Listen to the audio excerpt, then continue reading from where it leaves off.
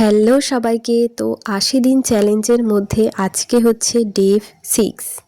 আমার তো সকালে উঠেই কাজ থাকে বিছানা গোছানো। তারপর আমি রাতে বিনুনি করা চুলটাকে খুলে একটা খোপা করে রাখি, যেটা আমার সারা দিন ওইভাবেই খোপা করা থাকে।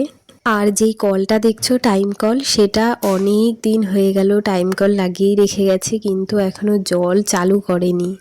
আজকে দিদির সাথে কাঁচরাপাড়ায় যাওয়ার ছিল, তো সেই জন্য আমি সকাল সকাল স্নান করে নিয়ে পুজো দেওয়া হয়ে গিয়েছিল। এই জায়গাটা না আমার ভীষণ সুন্দর লাগে, তাই যখন এখান দিয়ে যাই আমি একটা ভিডিও করে রাখি। আর কাঁচরাপাড়ায় মেনলি যাওয়া হয়েছিল আমার দিদির জন্য, ও শাড়ি কিনবে বলে।